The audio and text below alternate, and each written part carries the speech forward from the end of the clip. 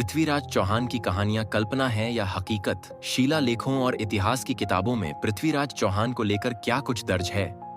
और पृथ्वीराज चौहान के किस्सों को कवि की कल्पना और हकीकत कहने वालों के क्या तर्क हैं? आइए आपको यही समझाने की कोशिश करते हैं। संभवतः आपने पृथ्वीराज चौहान की जो कहानी पढ़ी या देखी होगी वह पृथ्वीराज रासो से निकली है। पृथ्वीराज रासो एक बड़ी कविता है जिसे आदिकाल यानी साल 1000 से 1400 के द्वार की रचना माना जाता है। यह एक ऐसी कविता है जिसमें पृथ्वीराज चौहान की कहानी बताई गई है। तो आज हम आपको पृथ्वीराज चौहान के बारे विस्तृत में जानकारी देते हैं। राजा सोमेश्वर और रानी कमला देवी के बीच बहुत प्रेम था। कई वर्षों के बाद ईसा पूर्व वर्ष 1166 में वैशाख कृष्णवत बुधवार के दिन उन्होंने एक बच्चे को जन्म दिया। वही बालक बड़ा होकर पृथ्वीराज चौहान के नाम से प्रसिद्ध हुआ। पृथ्वीराज चौहान का जन्म दिल्ली में हुआ। उस समय उनके दादाजी अनंगपाल ने राज्य में बड़ी धूमधाम से उत्सव मनाया। राजपूतों के 36 कुल भी सम्मिलित हो गए। उस समय राजपूतों में भाईचारे की बड़ी भावना थी। सभी सोमेश्वर को अपना नेता मानते थे। इस प्रकार पृथ्वीराज के जन्म के समय सभी दिशाओं में हर्ष और उल्लास का माहौल था। जिस समय पृथ्वीराज का जन्म हुआ उन्हीं दिनों चंद्रबरदाई का भी जन्म हुआ। चंद्रबरदार के पिता का नाम रवबेन था। बड़े होने के बाद चंद्रबरदाई पृथ्वीराज के खास भरोसेमंद मित्र और राजकवि बन गए और उस दौरान सोमेश्वर ने अपने राज्य का विस्तार करने का सफल प्रयास किया। चारों ओर के छोटे राजाओं के साथ मित्र प्रेम पैदा किया। उसने अपने सामंतों को जागीरदारी देकर पुरस्कृत किया और सभी को खुश किया। उन्होंने लोगों के जीवन और धन की रक्षा करके लोकप्रियता हासिल की। इन सब के फलस्वरूप उनकी सफलता और लोकप्रियता दिल्ली, कन्नौज, गुजरात और पंजाब तक फैल गई। उस समय राजपूतों के 36 कबीले उनका बहुत आदर और सम्मान करते थे। पृथ्वीराज का पालन पोषण ऐसे वातावरण में हुआ। बचपन से ही पृथ्वीराज में एक वीर के सभी लक्षण दिखने लगे थे। पृथ्वीराज सामंतों के बच्चों के साथ युद्ध खेल खेलते थे। उस समय राजपूतों में कोई शिक्षित ब्राह्मण नहीं थे जिनसे राजसी राजकुमार ज्ञान प्राप्त कर सके। केवल माउंट आबू पर ही कुछ साधु संत थे। जो लोग शिक्षा पाना चाहते थे वे वहां जाते थे और साधु सन्यासियों से शिक्षा प्राप्त करते थे। इसलिए पृथ्वीराज भी वहां जाकर साधु संतों से शिक्षा प्राप्त करते थे और क्षत्रियों के बच्चे शिकार करना, हथियार चलाना आदि कौशल प्राप्त करते थे। वे ऐसे खेल खेलते थे जिनमें वे छोटे पहाड़ों को दुश्मन का गढ़ मानते थे और फिर उन्हें जीतने की कोशिश करते थे। पृथ्वीराज भी यही ऐसा करते थे। उनके 33 बाल मित्र थे।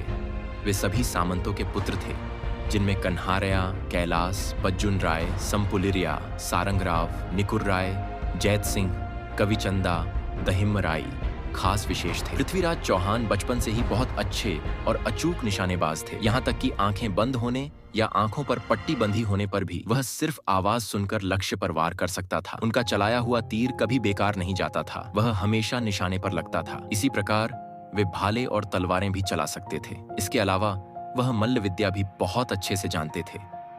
पृथ्वीराज का शरीर मजबूत और शक्तिशाली था। गुजरात के राजा भीमदेव उनके कारनामों की कहानियां सुनकर ईर्ष्या से जलने लगते थे। कभी कभी पृथ्वीराज जंगलों में शिकार के लिए निकलते और पारपारों की राजधानी चंद्रावती तक पहुंच जाते। दूसरी ओर भीमदेव ने अपने कुछ जासूस तैनात कर रखे थे जो गुजरात के क्षेत्र में प्रवेश करने पर पृथ्वीराज चौहान को पकड़ लेंगे।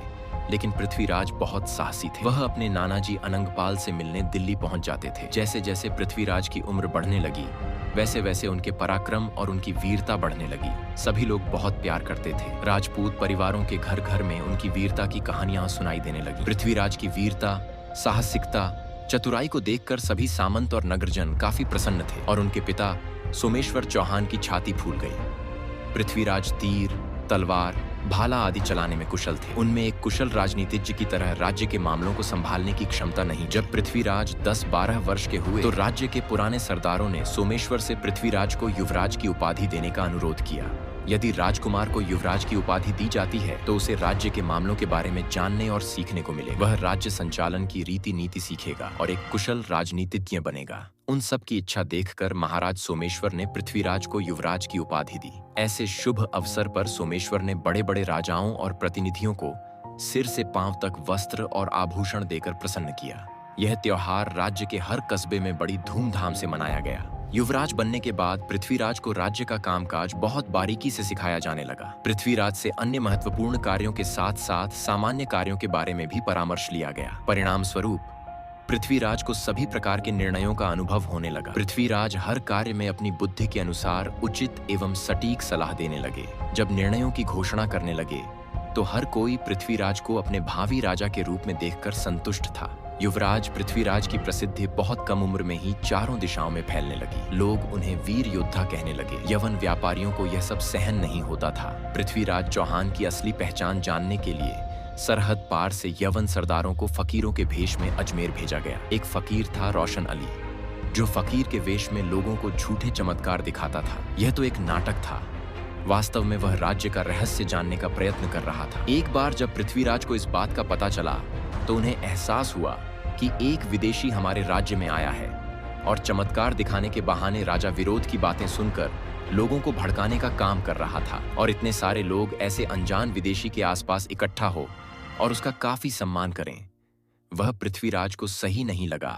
तो उन्होंने चामुंडराय को सब कुछ समझा बुझाकर रोशन अली के पास भेजा और उसे ऐसा न करने के लिए समझाया। परंतु घमंडी रोशन अली ने उसकी एक भी बात मानी नहीं। एक दिन बाजार में रोशन अली ने दही बेच रही एक गुर्जर महिला का अपमान किया। यह जानकर पृथ्वीराज का गुस्सा 7वें आसमान पर पहुंच गया। उन्होंने तुरंत रोशन अली की उंगली काटने का और उसे निर्वासित करने का आदेश दिया। आदेश का विधिवत पालन किया गया।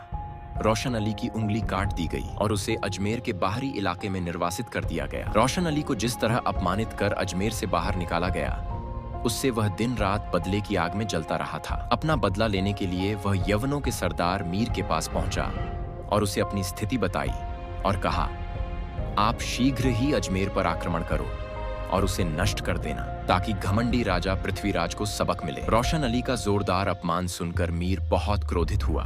वह स्वयं काफी समय से अजमेर पर आक्रमण करने की सोच रहा था, लेकिन उसके पास पर्याप्त सेना तैयार नहीं थी। अपनी छोटी सेना के साथ वह किसी भी तरह अजमेर की सेना का सामना नहीं कर सका था। तो रोशन अली ने कहा, आपका अपमान हमारा अपमान है। इस समय अजमेर पर आक्रमण करने की प्रबल इच्छा है, परंतु सेना के अभाव के कारण हम असहाय हैं। यह सुनकर रोशन अली ने कुछ देर सोचा और कहा, आप ठीक कह रहे हैं।